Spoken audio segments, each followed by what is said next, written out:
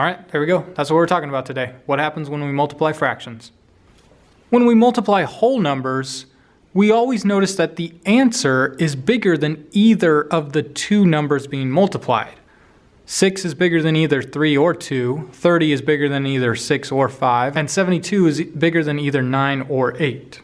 When we multiply proper fractions, our answer is actually going to be smaller. And just to review, a proper fraction is when the numerator is smaller than the denominator.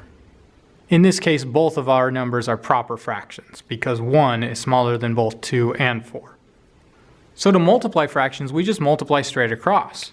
1 times 1 is 1, and 2 times 4 is 8.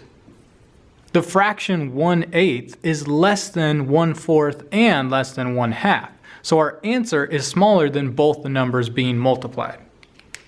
We can see this in another example as well. Again, both are proper fractions, 3/5, the numerator smaller than the denominator. And we multiply across, 3 times 1, that's 3. 5 times 2 is 10. 3/10 is smaller than 1/2, and 3/10 is smaller than 3/5. We can use what's called an area model to help us multiply. An area model just means we're going to use some sort of visual representation to help us represent each of the numbers being multiplied. So in this case, I'm multiplying 2 times 3, so I've set up 2 bars of 3 segments. To find my answer, I just count each individual segment. And there's my answer. I can use an area model to multiply fractions as well. So I start off by picking one of my fractions to represent. In this case, I've chosen 2/3. I have this box here and I've broken it up into 3 parts and shaded in 2 of them to represent 2/3. Now to multiply, I'm just going to add the 1/2 to this visual model. Since I've already broken up this shape vertically, I'm going to break it up horizontally for 1/2. So to break it in half, I just draw a line across the middle. Now I still need to represent the 1 out of the 2 halves that I have. So here I have 1/2 and another half. I need to shade in one of them.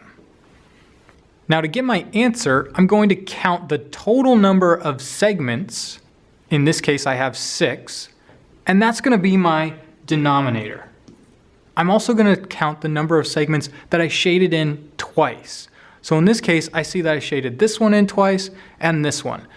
That's going to be my numerator. And there's my answer. 1/2 times 2/3 is equal to 2/6. Now I'm going to multiply 1/2 times 1/4. So vertically, I've broken this into halves. Here's 1/2. Here's another. I'm going to shade in one of those halves.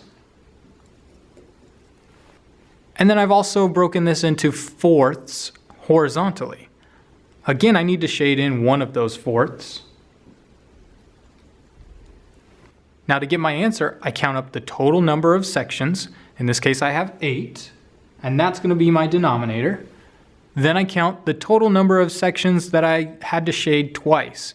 It's just this one right here. That's my numerator, and there's my answer, 1/8.